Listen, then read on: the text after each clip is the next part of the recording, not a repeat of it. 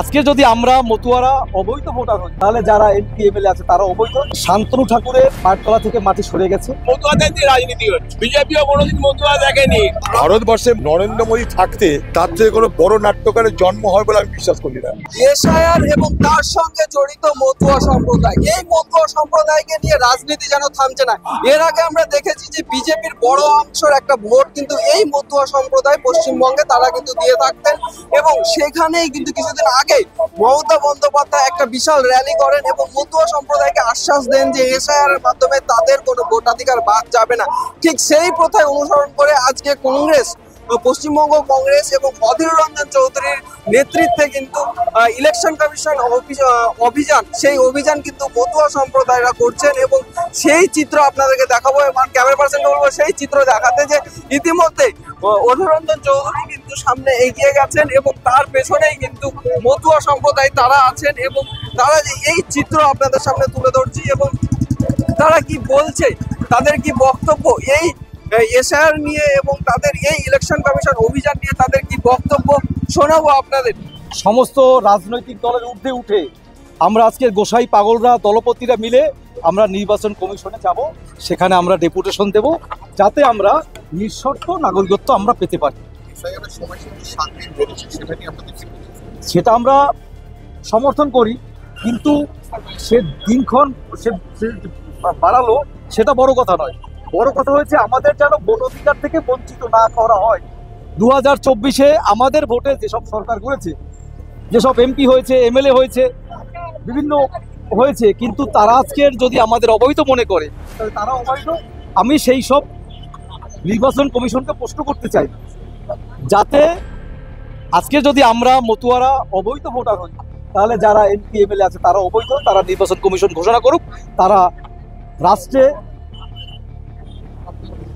প্রশাসনকে ভেঙে দিয়ে, সরকার প্রশাসন ভেঙে দিয়ে তারা নিরপেক্ষভাবে সে নির্বাচন করুক, তাদের যার নাম থাকবে থাকবে, থাকবে না। কিন্তু দেখুন, ঠাকুরবাড়ি যখন অমরণ অন্বেষণ হয়েছিল সেখানে অধীর রঞ্জন চৌধুরী গিয়েছিলেন, তার সমর্থন জানিয়েছেন এবং তিনি বলেছেন আমি পার্লামেন্টে এটা তুলব, রাহুল গান্ধীকে জানাবো। সিপিএম থেকে সুজন চক্রবর্তী গিয়েছিলেন এবং বিভিন্ন পার্টি থেকে প্রচুর মানুষ গিয়ে আমাদের সমর্থন জানিয়েছেন। মানে আমাদের যে দাবিটা, এই দাবিটা তারা সমর্থন জানিয়েছেন, এর জন্য সবাইকে আমি ধন্যবাদ জানাই।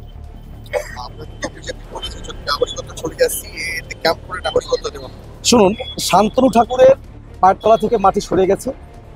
তিনি প্রথম বলেছিলেন যে যদি সিএ ক্যাম্প করা হয় অন্তত 10 লক্ষ মানুষ বনগাঁ লোকসভা থেকে সিএতে ফর্ম ফিল আপ করবে, কিন্তু সেটা হয়নি। 10,000-এরও বেশি মানুষ ফর্ম ফিল আপ করেনি।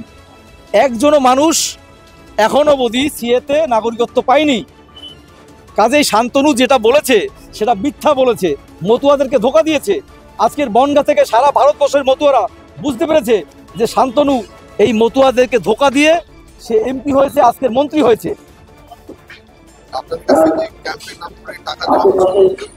দেখুন, যেসব মানুষগুলো দিন দরিদ্র তাদের সিএ দেবে বলে 800 টাকা তুলেছে। কারণ হয়েছে কি বলুন তো, কিছু যাদের বলে ওর অনেক টাকার দরকার, এই মতুয়াদেরকে ব্যবহার করে কয়েক কোটি কোটি টাকা ইনকাম করেছে। আজকের যদি শান্তনু ঠাকুর আজকে দেখেন, সেই শান্তনু ঠাকুরের পাশ থেকে তার দাদা সুব্রত ঠাকুর সরে গেছে। কেন সুব্রত ঠাকুর আজকের মতুয়া মহাসংঘটা আবার সৃষ্টি করলো এটা বুঝতে হবে আপনাদের। যে শান্তনু ওর দাদাকেও মানছে না, ওর মাকেও মানছে না, ওর বাবাকেও মানছে না, এই শান্তনু ঠাকুর মতুয়ার কি উন্নয়ন করবে?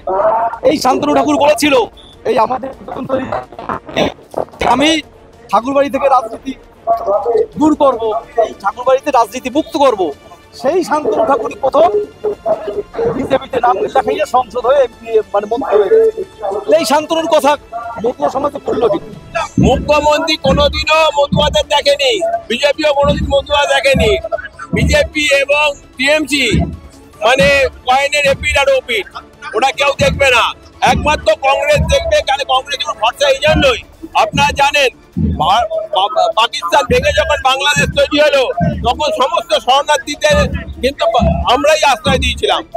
এবং আশ্রয় শুধু দিইনি, আশ্রয় দিয়েছিলাম, থাকার বন্দোবস্ত করেছিলাম, খাওয়ার ব্যবস্থা করে দিয়েছিলাম, আমরা পাট্টার ব্যবস্থা পর্যন্ত করে দিয়েছি। আজকে যে মতুয়া সমাজকে দেখছেন বা মতুয়া সমাজের যিনি এমপি হয়েছিলেন কংগ্রেস থেকে, আমরা কিন্তু তাদেরকে আশ্রয় দিয়েছিলাম, আশ্রয় শুধু দিইনি, তাদের থাকার বন্দোবস্ত, খাওয়ার বন্দোবস্ত করে দিয়েছিলাম। বিজেপির তরফ থেকে যে অভিযোগটা আসছে, কংগ্রেস কোনো পার্মানেন্ট সলিউশন দেয়নি, সেই কারণে বিজেপিকে আরে পার্মানেন্ট সলিউশন কি? আমরা কি বলেছি সিএ হবে? আমরা একবারও বলেছি? কংগ্রেস বলে, তার মানে কি তারা নাগরিক? আরো 10 জন যারা নাগরিক আছে তারা নাগরিক, আবার বলার কি আছে? আপনারা আমার মতো তারা বিশ্বাস করছে না। মুখের কথা কি আছে? আমরা যদি সিএ করি, সিএ করলে প্রবলেমটা কোথায় দেখুন।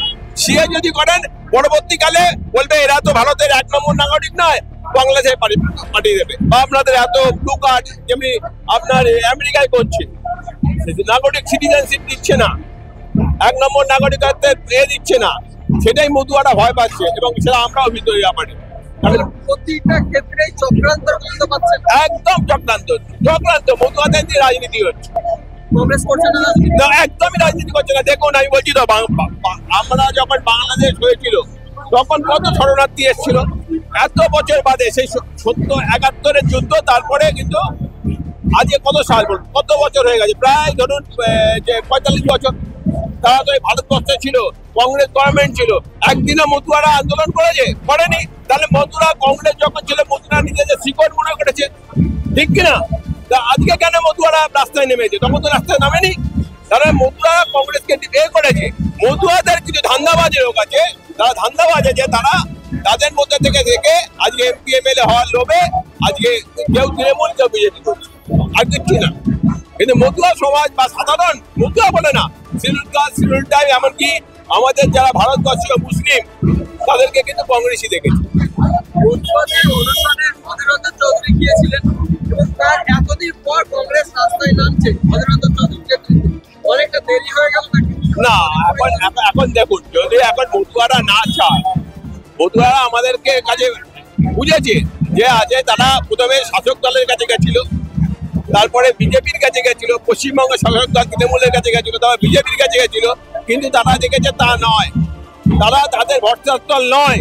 তারা যখন আমাদের কাছে এসছে, আমরা তাদের নিয়ে নামছি।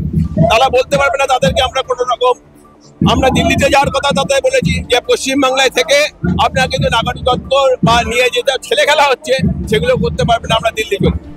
আমার কাছে এটা সম্পূর্ণ মানবিক বিষয়, এটার মধ্যে কোনো রাজনীতি নেই, কোনো ভোট নেই, কোনো ধান্দাবাজিও নেই।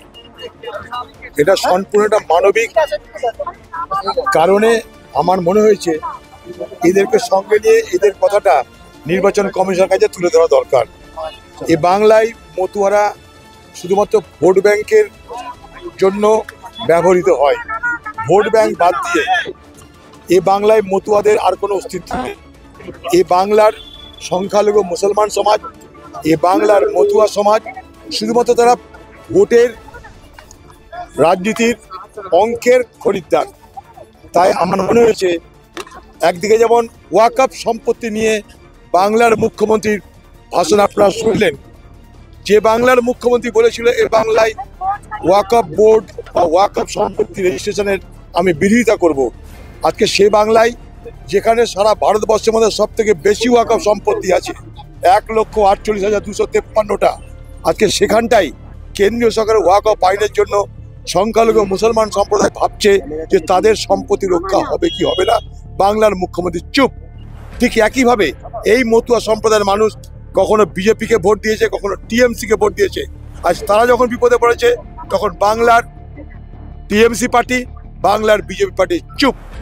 তাই আমার মনে হয়েছে মানবিক কারণে তাদের সমর্থন করা উচিত, তাদের ভোটাধিকার নিশ্চিত করা উচিত, কারণ সবাই জানি আমরা তারা বাংলাদেশ থেকে উচ্ছেদ হয়ে এই রাজ্যে এসেছে, এখানে আর বলে লাভ না কিছু, সবই আমরা জানি যখন তখন এটাকে মানা দরকার। নরেন্দ্র মোদী তিনি বলছেন পার্লামেন্টে অপোজিশনরা নাটক করছে। ভারতবর্ষে নরেন্দ্র মোদী থাকতে তার থেকে কোনো বড় নাট্যকারের জন্ম হয় বলে আমি বিশ্বাস করি না। নরেন্দ্র মোদী যতক্ষণ আছে তখন সে জায়গায় ভ্যাকেন্সি নেই, যেমন বিজেপি বলে এখন পিএম এর জায়গায় ভ্যাকেন্সি নেই, পাশাপাশি আমি বলবো নরেন্দ্র মোদী মতো এত ড্রামাটিস্টের জায়গায়, এত নাট্যকারের জায়গায় কোনো ভ্যাকেন্সি নেই। নরেন্দ্র মোদী যদি দম থাকতো তাহলে বিহারের নির্বাচনে রাজের খাজানা উজাড় না করে, রাজকোষ উজাড় না করে তার উন্নয়নের গল্প বলে, তার বিকশিত ভারতের গল্প বলে তার ভোট নিতে হতো। সেখানে যে কি করলো, 1,21,00,000 মা বোনকে তাদের অভাব গাড়ির সুযোগ নিয়ে ভোট চলাকালীন 10,000 টাকা করে দিয়ে দিল নির্বাচন কমিশনের সঙ্গে আঁতাত করে। ভারতবর্ষের নির্বাচন কমিশন তারা আজকের সরকারের দালালি করে, তাই নির্বাচন কমিশন এই সরকারের, কেন্দ্রের সরকারের বিরুদ্ধে কিছু বলার ক্ষমতা রাখে না।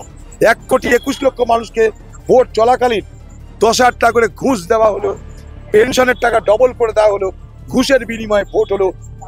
ভারতবর্ষের প্রধানমন্ত্রী পার্লামেন্টে স্বীকার করতেন, তাহলে তার সততা বাড়তো, নৈতিকতা বাড়তো। শুনুন, বাংলার মুখ্যমন্ত্রী এই মমতা বন্দ্যোপাধ্যায় বলেছে এসআইয়ের বাংলায় আমি চালু করতে দেবো না। বাংলার মুখ্যমন্ত্রী যা বলেন ঠিক তার উল্টোটা করেন। বাংলার মুখ্যমন্ত্রী বরাবর আজকে এসআইয়ের কেন, আজকে এই যে নাগরিকত্ব আইনে শুধু নয়, আপনি যদি ওয়াকফ দেখেন, ওয়াকফের ক্ষেত্রেও তাই করেছে। বাংলার মুখ্যমন্ত্রী মমতা বন্দ্যোপাধ্যায় বলেছিলেন ওয়াকফ নিয়ে এই বাংলায় আন্দোলন করা যাবে, চাললে দিল্লিতে যান, আমি এই বাংলায় ওয়াকফের আইন তাতে ইমপ্লিমেন্ট করতে দেবো না। আজকে বাংলার মুখ্যমন্ত্রী মমতা বন্দ্যোপাধ্যায় চুপি চুপি ওয়াকফ আইন মেনে নিল। ঠিক এসআইয়ের ক্ষেত্রেও বাংলার মানুষকে বলেছিলেন যে, আজকে বলেছিলেন যে আমাদের যে ঠাকুরনগরে মতুয়া সমাজ, তাদের বলেছিলেন তোমাদের কোনো ভয় নেই, আমি এই বাংলায় এসআইআর করতে দেবো না। বাংলার মুখ্যমন্ত্রী মমতা বন্দ্যোপাধ্যায় এসআইআর চালু করে, শুধু চালু করেনি, আমরা সেদিনকে বলেছিলাম একমাত্র তৃণমূল কংগ্রেস এবং মমতা বন্দ্যোপাধ্যায় সব থেকে বেশি এসআইআর এর সহযোগিতা করবে এবং সব থেকে বেশি এগিয়ে থাকবে এই বাংলা এসআইআর করাতে। আজকে যদি সারা ভারতবর্ষে যদি এসআইআর এর কাজ দেখেন, তাহলে বাংলায় সব থেকে বেশি আগে ডিজিটালাইজেশন হয়েছে, যে জমা নিয়েছে, ফর্ম বিলি হয়েছে, সমস্ত ক্ষেত্রে বাংলা আগে। তার কারণ বাংলার মুখ্যমন্ত্রী মমতা বন্দ্যোপাধ্যায় একটা ভয়ের পরিবেশ তৈরি করতে চায়। শুধু বাংলার মুখ্যমন্ত্রী মমতা বন্দ্যোপাধ্যায় নয়, তার সাথে বিজেপি দল আছে। কারণ আমরা মনে করি ভয় দেখালে তাদের কাছে বশ্যতা স্বীকার করবে। বাংলার মুখ্যমন্ত্রী মমতা বন্দ্যোপাধ্যায় এবং বিজেপির নেতা শুভেন্দু অধিকারী, এরা দুজনে কাজ হচ্ছে বাংলার মানুষকে ভয় দেখিয়ে তাদেরকে বশ্যতা স্বীকার করা। আজকে মতুয়াদের জন্য আমরা পথে নেমেছি। আমরা দীর্ঘদিন ধরে এই মতুয়া সমাজের ভোট নিয়েছে বিজেপি এবং একদিকে তৃণমূল দল। আজকে কেন বলতে পারছে না দিল্লিতে যে নরেন্দ্র মোদীকে যে এই যে এসআইআর, এই এসআইআর এ কোনো মতুয়া সমাজের নাম বাদ যাবে না, তার জন্য একটা ছোট্ট দরকার, সেটা একটা অর্ডিন্যান্স নিয়ে আসবে। আজকে তো অনেক ক্ষেত্রে অর্ডিন্যান্স নিয়ে এসছে, অর্ডিন্যান্স এনে তাদেরকে অনেক আইন তিনি পাস করেছেন, কিন্তু এখানে মতুয়াদের ক্ষেত্রে বলি যে কোনো নাম বাদ যাবে না, অর্ডিন্যান্স আনুন। নাম বাদ যাবে সেই কারণে সিএ এর কারণে তাদেরকে নাগরিকত্ব দিচ্ছে। সিএ তে আজ পর্যন্ত কত লোকের নাগরিকত্ব দিয়েছে? 2019 সালে সিএতে কতজনের নাগরিকত্ব দিয়েছে? আজকে কেন এই ব্যাপারে বলছে? কারণ 2024 সালে ইলেকশন হলো, এই 24 সালে ইলেকশন তো বিজেপি এবং তৃণমূল দুজনেই, যাদের মতুয়াদের ভোট নেয়নি, যখন ভোট নিয়েছিল তখন মনে ছিল না বাংলার মুখ্যমন্ত্রী মমতা বন্দ্যোপাধ্যায়, নরেন্দ্র মোদী দিয়ে অমিত শাহদের মনে ছিল না যে এদের ভোটে আমরা জয়যুক্ত হব, আর এদেরকে যখন ভোট হয়ে যাবে তখন বলবো আসুন আপনারা সিএ এর মাধ্যমে নাগরিকত্ব নেন। ভোট নেওয়ার সময় দিদিমণি দাদামণির কারো মনে নেই, আজকে মনে পড়েছে সিএ নিন, সিএ নিন। শান্তনু ঠাকুর বলছে আজকে সিএ তে আবেদন করুন, কিছু লোকের নাম বাদ গেলে আমরা তুলে দেবো। শুনুন, কংগ্রেস পার্টি একমাত্র পার্টি ভারতবর্ষে কখনো ভোটের রাজনীতি করে না, মানুষের স্বার্থে কাজ করে। কংগ্রেস এই বাংলায় শূন্য, কিন্তু তথাপিও বাংলায় একমাত্র কংগ্রেস পার্টি যে পার্টি ভারত বাংলায় মানুষের স্বার্থে কাজ করছে। প্রতিনিয়ত আমরা মানুষের জন্য কাজ করে। বলতে পারেন আমাদের ক্ষমতা সীমিত, কিন্তু তারপরও যেই ক্ষমতা দেয় সেই ক্ষমতা পূর্ণ ক্ষমতা নিয়ে আমাদের যে ক্ষমতা, সেই ক্ষমতায় আমরা মানুষের পাশে থাকি এবং মানুষের জন্য কাজ করি, কথা বলতে পারি। এই যে আপনাদের আজকের র্যালি, সেই র্যালিতে কি কি দাবি নিচ্ছে? আমাদের এই দাবি একটাই দাবি, যে কোনো মতুয়া সমাজের কোনো মানুষের নাম যাতে বাদ না যায়। কারণ এই মতুয়া সমাজের নাম 2024 সালে ভোটার লিস্টে ছিল এবং তাদের ভোট বিজেপি এবং তৃণমূল দুজনে নিয়েছে। আমাদের দাবি যে কেন্দ্রে যে সরকার, আপনারা জানেন যে আজকে থেকে কেন্দ্রে যে সংসদ শুরু হচ্ছে, বিজেপি দলের তরফ থেকে বলুক যে একটা অর্ডিন্যান্স নিয়ে আসার জন্য, আমরাও বলবো যে আমাদের ক্ষমতা অনুযায়ী অর্ডিন্যান্স আনুন এবং সেই অর্ডিন্যান্সের মাধ্যমে বলতে হবে কেন্দ্রীয় সরকারকে আইন পাস করতে যে কোনো মতুয়া সমাজের নাম বাদ যাবে না।